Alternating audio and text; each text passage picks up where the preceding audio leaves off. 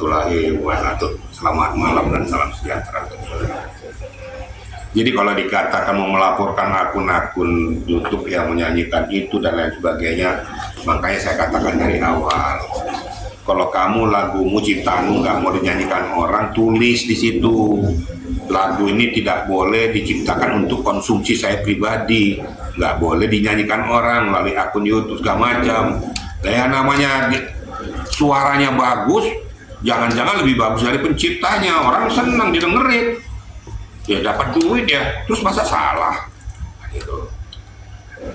Kecuali yang saya katakan tadi, ada studio rekaman, dia kan akan mengeluarkan CD, VCD dan lain sebagainya.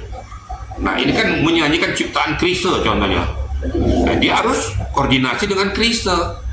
Ini lagu ini kami akan nyanyikan lagu-lagumu yang nyanyikan si ini. Nah, ini akan kita perjualbelikan ke masyarakat umum. Kira-kira bagaimana? Ya dia berhak untuk mendapatkan royalti itu. Itu kira-kira. Jadi ya kalau saya katakan apalagi mengarah kepada Lesti, ya mohon maaf saya bukan mendahului hukum. Itu salah objek. Salah objek. Sekarang contohnya dia nyanyi di studio Indosiar namanya. Ya gitu ya. Iya. Nah terus masa salah dia? Salahkan aja penyanyi idol itu semua tuh. Ya, lagu Ini menyanyikan lagu-lagu orang dia. Terus di apa studionya? Ya, namanya menciptakan lagu itu kan untuk dikumandangkan orang. Nah, lagu mana yang kau senengin untuk kau nyanyikan di panggung? Lagu ciptaan daripada, kenapa kok saya memang penggemar ini ya, penggemar Chrisye dengan Peter Pan ya. Selalu saya nyanyikan tuh. Lagunya Peter Pan. Masa gue salah? Yang hebatnya lagi, tim pengujinya ada pula lagi di situ anggota tim apa Peter Pan seperti Noah contohnya gitu ya. Salah ya enggak. Maka saya katakan salah objek. Lesti menyanyikan itu suaranya bagus, berkumandang dan disenengin orang. Kemudian mendapatkan keuntungan dari situ. Oh, salah kok. Enggak salah, salah objek. Saya kan pernah ngomong tuh, lagu Mas saya ciptakan tuh. Seluruh yang orang Batak tuh menyanyikan lagu saya tuh, terus saya minta kamu nyanyikan salah, dia dapat keuntungan tuh, terus saya minta royaltinya, ya enggak lagi, seneng saya, berarti hebat dong karya saya, diakui oleh orang lain. Begitu dong berpikir positif, jangan selalu pikir bisnis tapi bisnis yang salah gitu loh. Kecuali si Lesti Kejora ini dia bekerja sama dengan suatu studio rekaman atau dikatakan studio TV bahwa ini menyanyikan beberapa buah lagu. Nah, tentu izin dulu sama si pencipta lagunya, ya bagi hasil lah royalti. Kan saya udah pernah bilang, ya udahlah, Lesti, lo kan banyak duit dapat dari video, bagi dong gue. Kan lebih mantep kayak gitu kan? Iya, gue dapat duit juga banyak juga nih, gue kasih lo. Jangan menjiplak. Undang-undang hak cipta dari Hongkong apa? Ada itu. Kalau saya tuh ngomong apa adanya gitu, jadi sesuai dengan akidah hukum yang ada aja. Nah, silakan aja orang berpersepsi. Ya. Tapi saya menyampaikan kepada masyarakat supaya masyarakat paham, jangan sampai menyalahkan akidah hukum itu. Kira-kira gitu. Tapi alasannya dia tidak bisa berkomunikasi langsung kepada Lesti karena 3 kali datangnya rumah Lesti katanya tidak ada respon positif gitu. Nah, tapi kemarin saya sempat bertanya kenapa nggak menghubungi pihak manajemennya terlebih dahulu. Jawabannya langsung di situ dijawab nggak tahu. Kayak nggak masuk akal sih, Pak. Kan begini ya, orang-orang terkenal ya, seperti Monica atau siapapun yang naik panggung pasti punya manajemen. Kan nggak semuanya bisa tercover sama Lesti. Kan ada manajemennya, tanyakan aja ke manajemennya, jangan ke Lesti, karena yang mengatur sirkulasi itu semua manajemennya. Nggak mungkin seperti Monica, dia kan penyanyi yang sudah top internasional. Masih mikir dia tentang itu? Enggak. Agenda untuk manggung aja dia pun sudah diatur oleh manajemen, tanya manajemennya dong. Nah, silakan berkoordinasi. Kalau ada hal-hal yang harus nyampe kepada Lesti, baru didiskusikan gitu. Jadi jangan menyerang seseorang gara-gara dia betul-betul mempunyai suatu bobot nilai suara yang hebat. Bagus suara Lesti kok saya dengar kok.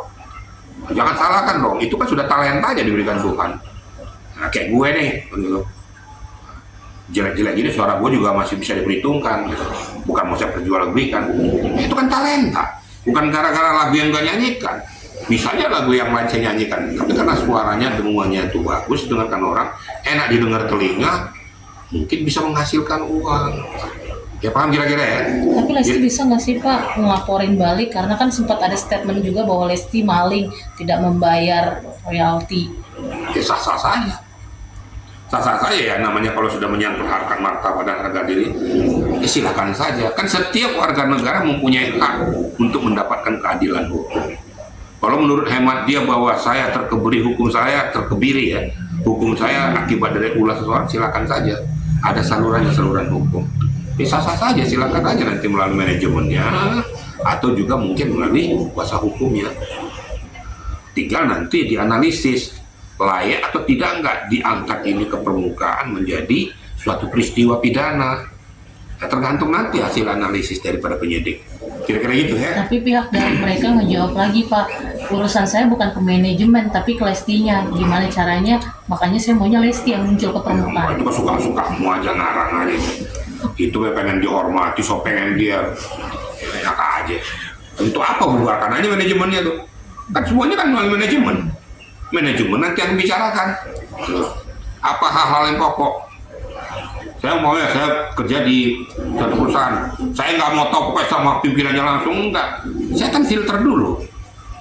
Layak enggak permasalahan di perusahaan saya ini saya sampaikan kepada beliau? Atau bisa saya tangani sendiri? Ya kalau seandainya harus langsung aja kepada pimpinan tertinggi, itu untuk apa ada staf-stafnya? Kira-kira gitu ya. Untuk apa ada manajemen? Manajemen kan digaji juga. Itulah gunanya saluran itu. Janganlah kita merasa bahwa saya pengen supaya kepada dia langsung. Nah ini kan terlalu mencari-cari namanya. Pak, artinya Pak melihat kasus ini yang pihak Yoni Dores melayangkan somasi kepada Lesti Kejora, menurut kacamata hukum dari Bapak seperti apa sih Pak? Artinya Pak? Itu kan hak dia kan. Kan hak dia mau somasi 1, 2, 3, 4 sampai 10 juga silakan. Nanti kan hak dia. Kan dia yang nulis surat itu somasi kan. Dengan dalil masalahnya somasinya ini mau ditagih atau enggak kan tergantung yang bersangkutan. Kalau berdasarkan yang bersangkutan, ngapain gue disomasi? Emang gue bikin apa? Untuk apa saya balas? Tapi suatu ketika kalau sudah mau ini, saya mohon dengan sangat pada Anda, saya tidak ada kaitannya relevansi dengan Anda. Saya nyanyikan ini karena memang ini terbuka untuk hukum, umum. Nah, kalau nanti Anda cemarkan saya juga akan melaporkan balik. Nah, itu bisa saja. Tapi tidak ada kewajiban bahwa saya somasi supaya keberuntungan, tidak ada. Somasi dilayangkan untuk dijawab. Masalah jawabnya apa nanti? Ada nggak irisannya, relevansinya dengan peristiwa yang somasi itu? Tinggal gitu aja Pak. Jadi nggak ada gara-gara somasi orang ketar-ketir, nggak ada. Ya kadang-kadang kan somasi itu ada ya yang istilahnya itu nakut-nakutin orang aja gitu loh. Tapi isinya nggak ada gitu loh. Bobot peristiwanya nggak ada gitu loh. Paham kira-kira ya ini ya? Sampai nambahin atau gandeng pengacara baru lagi nih pihak YD-nya. Itu haknya daripada yang bersangkutan lah. Mau siapa mau gandeng yang lain, gandeng sini kan itu haknya. Saya kan nggak boleh dong mengkebiri hak daripada imunitas daripada seorang lawyers, karena saya juga lawyers ya. Silakan aja dia mau menggantikan kepada pengacara yang lain, silakan. Kalau menurut hemat dia tuh bahwa mungkin seseorang ini bisa ada nggak bobot hukumnya atau langkah tindak lanjutnya, kan tidak itu aja. Kalau saya bilang nanti, saya bilang mau kenapa gandeng ini, salah, saya nggak boleh ya, karena saya juga pengacara. Itu hak daripada seseorang yang diminta sebagai seorang lawyers daripada kliennya. Bisa ya saya luruskan masalah ya, saya nggak mau, kalau itu saya nggak mau masuk ke ranah itu. Mau dipinta enggak, tambah dia lipat, tambah yang lain, sah-sah aja. Kan tergantung nanti bermuara nggak kepada apa yang diharapkan. Nah itu nantilah. Karena kalau saya menjustis orang nggak boleh ya. Saya juga belum tentu pinter kok. Saya belum tentu bener kok. Terus merasa diri saya paling benar dari yang lain, salah, nggak boleh. Kira-kira gitu ya. Pak, saya mau ngetesin lagi dalam konteks hukum hak cipta Indonesia. Apakah seorang pencipta lagu itu memang memiliki dasar hukum untuk menuntut atau melaporkan akun yang memonetisasi karya tanpa izin meskipun dinyanyikan oleh penyanyi terkenal? Kita lihat Saya bilang, saya katakan sekali lagi, pada saat dia nyanyikan itu bermuara nggak menjiplak dia punya. Kalau hanya skalanya skala umum, di mana dia melanggar undang-undang hak cipta? Ingat, undang-undang hak cipta berlaku berbunyi apabila seseorang menjiplak, merilis ritmenya, bahasanya sesuai dengan apa yang dihasilkan sang pencipta, itu namanya undang-undang hak cipta. Ya kalau dinyanyikan orang kok undang-undang hak cipta, emang ada dirubah nggak? Kan nggak ada juga. Atau pada saya nyanyikan umpamanya luka di sini gitu, ini penciptanya adalah Peter Pan, wah contoh gitu, kan nggak pernah saya ngomong gitu.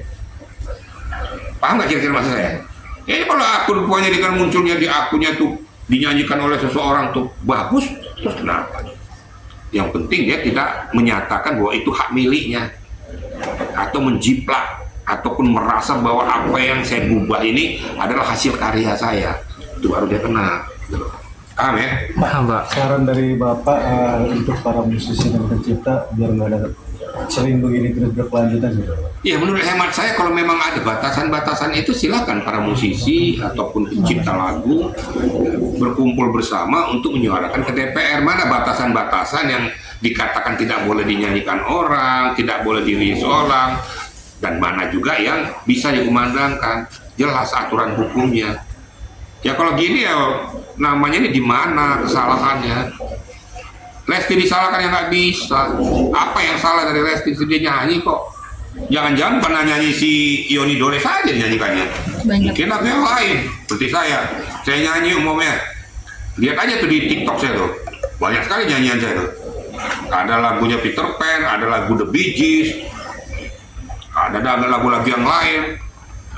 Bayangin Peter Pan tuh yang saya pada saat nyanyi itu 5,5 juta. Ingat loh, 5,5 juta loh yang berikan follower sama saya tuh. Terus saya dikejar-kejar sama Peter Pan. Emang saya minta supaya follower tuh memberikan dukungannya kepada saya? Kan enggak juga. Saya nyanyi kan, kebetulan dia senang, oh dia masukkan follow semua kan.